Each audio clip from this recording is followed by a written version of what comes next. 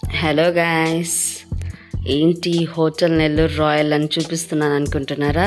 ఏం లేదండి, మాకు కొంచెం వర్క్ పడి మేము అందరం ప్లాన్ చేసుకుని అయితే నెల్లూరు వెళ్దామని బిఫోర్ డే అయితే ప్లాన్ చేసుకున్నాం అనమాట. మా టీచర్స్ మేమందరం కలిసి.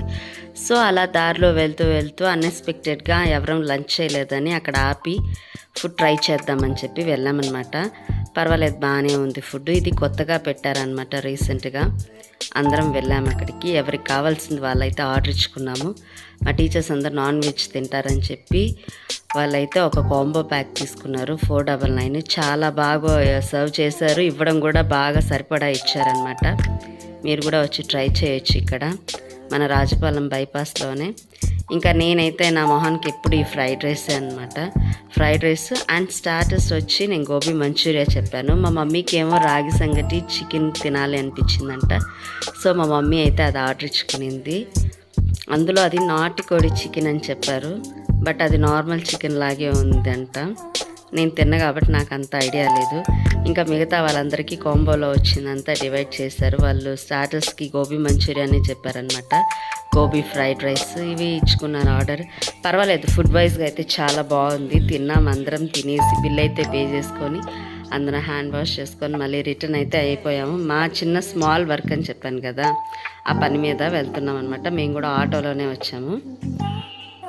ఇంకా అలా బయటకు అయితే వచ్చేసాము.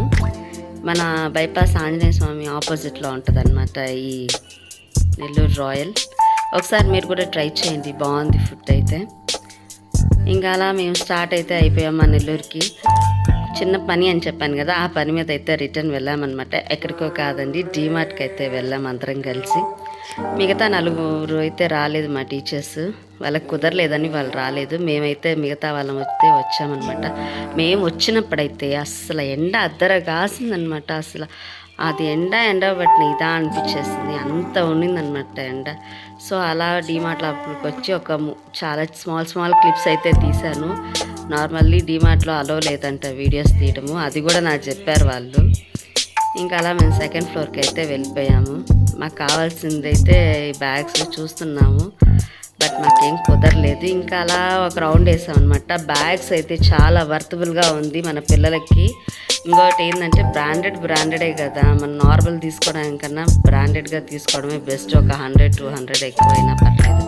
ఇంకా అలా మాకు కావాల్సిన ఐటమ్స్ అన్నీ తీసుకొని రిటర్న్ అయితే కిందకి వచ్చి బిల్ ఇచ్చేసి అలా బయటికి చూస్తే ఎంత పెద్ద వాన అంటే అంత పెద్ద వర్షం పడిందండి. అందుకే మేము ఈ బిల్ కౌంటర్స్ దగ్గర ఆగిపోయాం. వాన తగ్గిన తర్వాత వెళ్దామంటే అసలు నాన్ స్టాప్ వర్షం. మధ్యాహ్నం ఎండ ఏంటి, ఈవినింగ్ వాన ఏంటి అర్థం కాలేదు. అలా అంతా మొత్తం షాపింగ్ చేసుకుని ఎవరి పార్టీ వాళ్ళు వెళ్ళిపోయారు.